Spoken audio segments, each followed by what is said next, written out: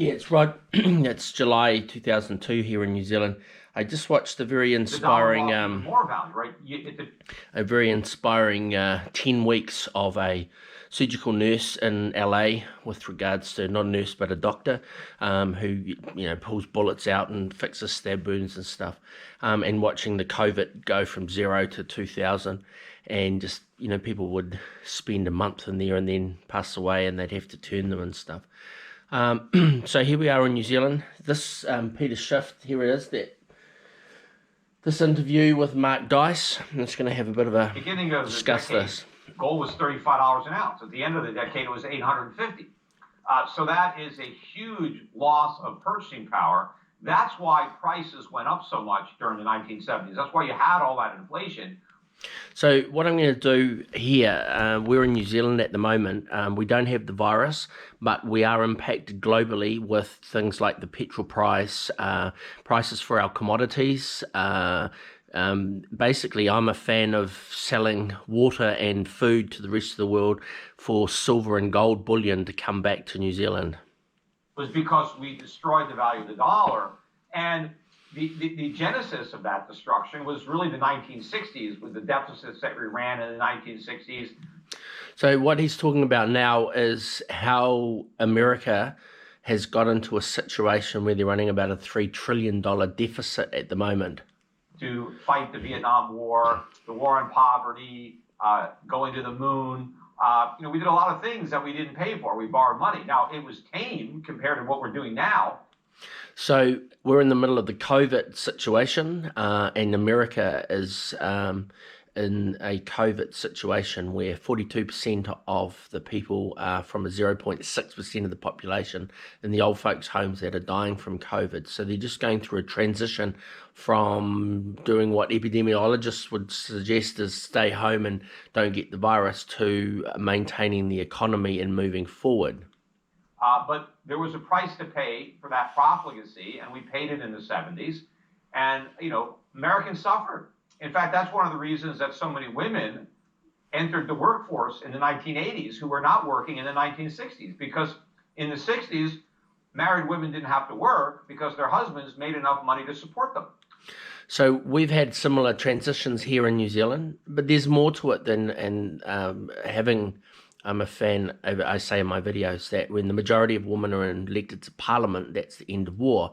So 4% of countries are a plural democracy, and so there's still a third of the world that is moving towards that direction where the population has a plural democracy. And then in that framework, you have the election of women into a parliamentary sense, and then the end of war. I mean, it's a big statement to make, but I'm just letting you know that this transition into work that he's talking about is a natural progression of the maturity or coming of age of humanity.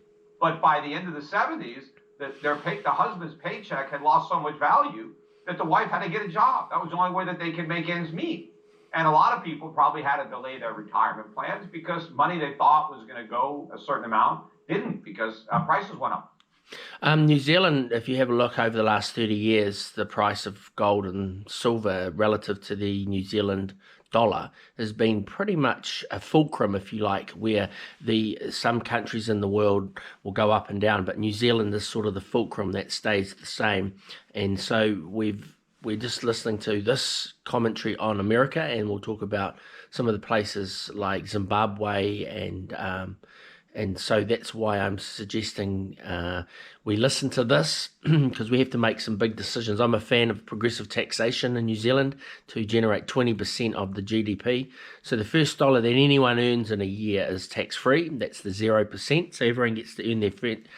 And then there's a linear line. Let's just make it $1 million, and the line goes up in a straight line to that 100% tax rate up at $1 million, and then every dollar after that's taxed at 100%. And there's a reason, and I'll explain that a bit later. Well, that's what's going to happen. You're a gold bug. You're the president of Schiff Gold. You sell gold, I understand, in Manhattan. Are you recommending that people just dump all of their money into gold? If people were to take... So why I mentioned gold and silver, it's in the Constitution in the States with the United States at a state level, the currency, gold and silver. In New Zealand, we have a fractional reserve fiat currency.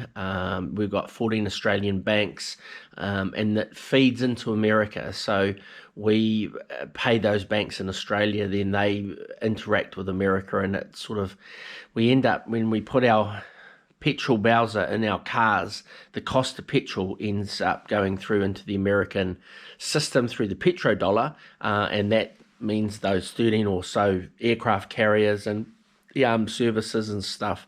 And so that's where we're at the moment. So these guys are talking about gold and silver. They're talking about 5 or 10% of your net wealth is held in bullion, but not everything. And that kind of advice back in 2008, they would have missed out on the stock market gains over the last 10 years as there was a recovery. Maybe President Trump sort of held the dam back from bursting, and his trade deals and deregulating sort of was an unforeseen blessing.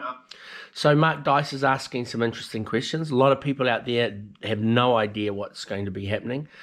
Shift has talked about the housing bubble in the 2008, that sort of thing before, so he's predicted that. So we're actually listening to somebody that is able to I just think it's like Einstein's equals MC squared, and then they wrote the letter to the president of the America and said, look, we need the Manhattan Project. We're at that time at the moment, and this guy Shift, if you like, is a person who understands equals MC squared, but from a perspective of moving forward.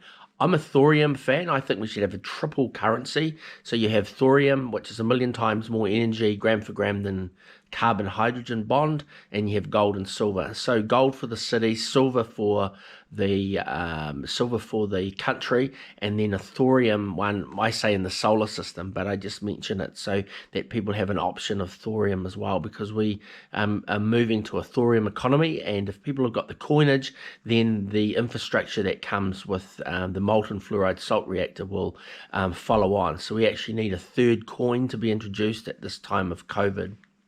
To sort of the supposed doomsdayers.